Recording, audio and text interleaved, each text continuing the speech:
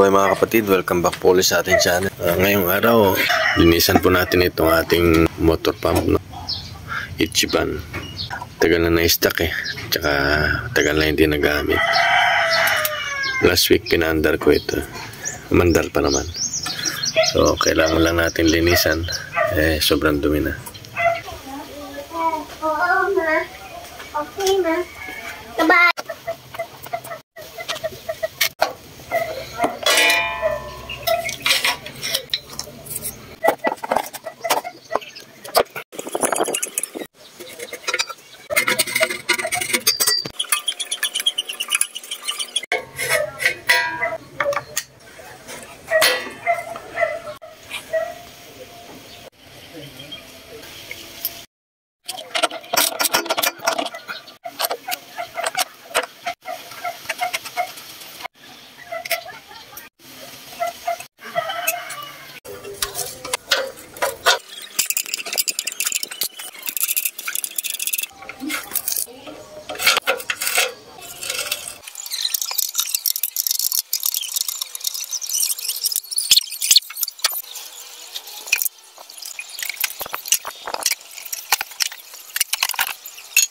Inihiwalay muna natin siya dito sa kaha niya, itong makina, no?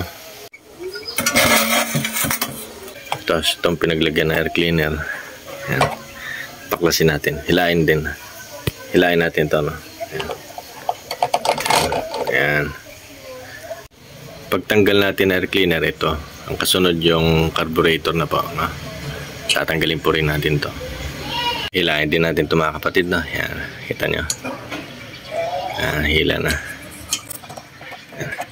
Tapos tatanggalin natin to. Ayan, iangat lang. Pero tandaan nyo para hindi kayo maligaw. Ito.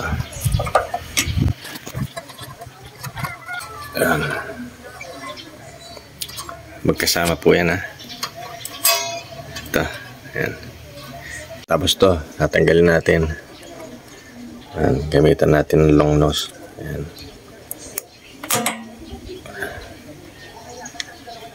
Pag niangat na yung clip, gamit yung long nose, yan, hihilain na natin yung hose. Ayan. Sinalpakan muna natin ng screwdriver yung daluyan ng gas. Tapos inipit natin ang pin. Ayan ang clip niya. Parang design yung gasolina.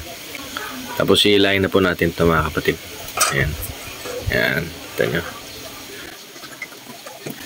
Ayan.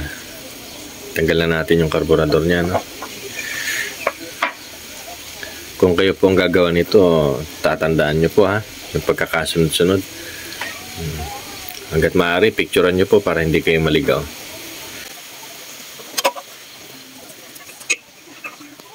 Grabe talaga ang dumi niya mga kapatid.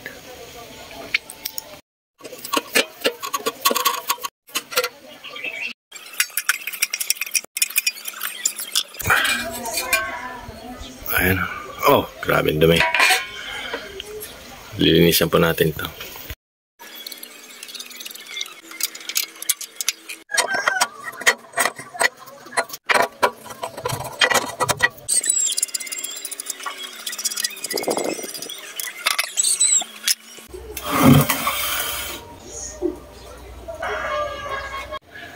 Tinakpan po natin yung exhaust niya sa tambutso. Tsaka yun dito sa intake niya, no? Kasi lilinisan po natin yan para hindi pumasok yung dumi o likabok sa loob ng makina. Ito naman yung air cleaner niya mga kapatid. Tatanggalin lang natin itong foam niya. Yan, may foam ito. Tanggalin muna natin ito. Yan. Tapos laban natin itong filter, sabunan ba. Tapos pilad ulit hanggang sa matuyo. Saka natin babalik, no? Tapos bugahan muna natin itong ibang parts.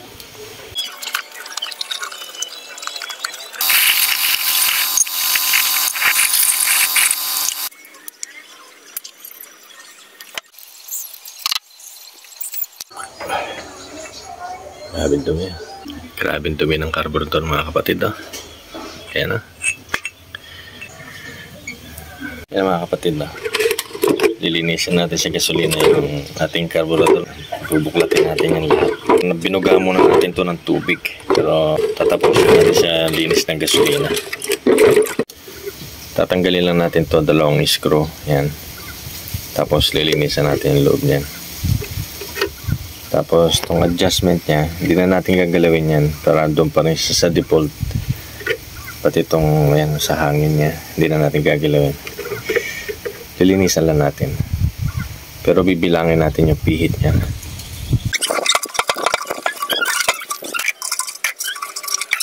Yan siya mga kapatid, kung ibabalik nyo. Pagkatapos, ilagay naman natin to. Ganyan siya. Pagkatapos, lagay naman natin yung ring.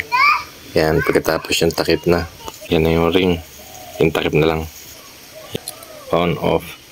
Tapos, i-press na lang natin pagkatapos i-screw para humigpit siya. Yan na siya pag naigpitan. Yan, okay na. Lagyan naman natin yung cover nito. Yan, yan ang cover niya. Tapos, yan. Shirt. Yan na siya. Tapos, lagay natin yung takip niya sa ilalim. Yan. Ito yung pinaka-lock niya po. Yan. Pagkatapos natin mahigpitan yung lock, ito naman po yung saraduhan. Halimbawa, gusto nyo siyang i-drain, ito po yung tatanggalin nyo. At ito rin po yung pangsarado. Ayan. Ayan.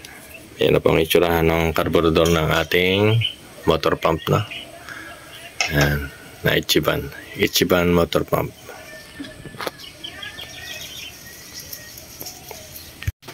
Paalala pala mga kapatid, yung pagsasarado natin ng mga lock o mga tornilyo, yun lang po yung kaya natin, ano? Hindi yung lumingiwi na tayo sa paghihigpit. Hindi po ganun.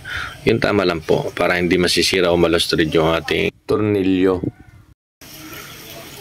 Tapos balik na natin yung switch niya. Yan. Kaya lang. Yan, may butas yan, di ba? Tatapat lang dito. Yan, yung butas niya. Tapos ito yung lock naman para dito. Ayan. Tatapat lang po. Yan, ganyan. Yan. Yan, okay na po. Ito po yung pihitan pag i-open yung bulb. Yan. Open yung gas, sarado. Yan. Kunin na rin natin yung tambotso ng ating motor pump, no? Ito, kita niyo yan. Yan. Tatapat nyo lang. Parehas yan. Yan. Yan. Tapos lagyan na ng tornilyo. Higpitan na lang natin ito mga kapatid. Ayan, mahigpit na. Tapos lagyan na natin yung takip mga kapatid na. Ayan. Tapos lagyan natin yung dalawang screw dun. Ayan. Higpitan na lang natin ito mga kapatid na. Sa pagbalik po natin ng carburetor, ito po ang uunahin natin. Ayan, ganyan. Ayan. Pagkatapos, sunod po yung carburetor. Tatapan nyo lang po yan dito. Ayan. Ganyan. Balik na rin natin ito mga kapatid. Ito. Tusok lang. Ayan. Tapos yung isang lock. Yung manipis. Ito, ilalagay natin dito sa butas nito. Ayan. Ayan, yan ang pwesto niya mga kapatid. Ayan, tapos isusunod natin to. Ayan po itsurahan niya, no? Pagkatapos itong cover na po, no? Ayan, pasok na natin. Ayan, pagkatapos itong rubber niya, ito, dito po natin papasok sa butas, no? Diyan. Balik na po natin yung hose, no? Tapos yung clip. Ayan, gamitan natin ng long nose, no? Ayan, para pangipit. Pangipit natin sa clip. Okay na. Tapos balik na po natin yung screw, no? Ayan.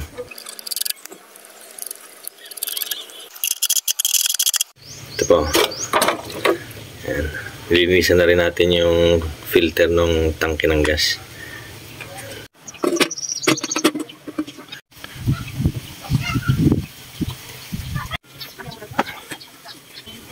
Yan. Pagkatapos yung foam, lagay yung foam. Pagkatapos, ito. Tapos lagay na natin.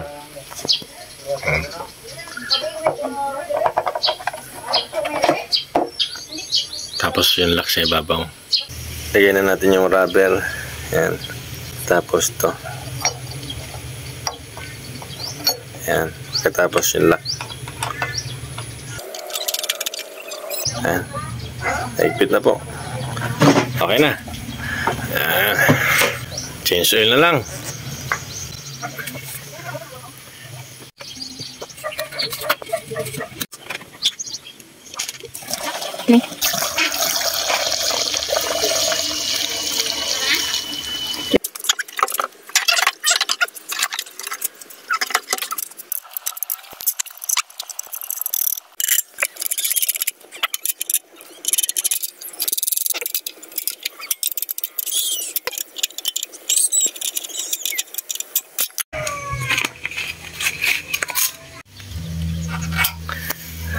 Taon na. Iwan muna natin yung gas. Ayan. Tapos start.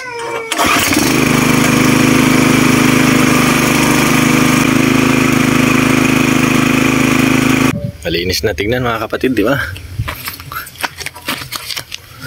Linis na yung ating motor. Mukhang bago ulit. Ayan.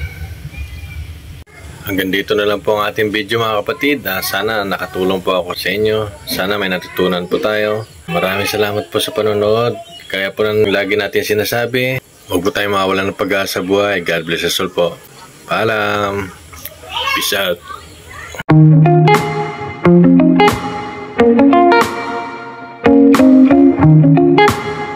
Pagod tayo. Kain muna.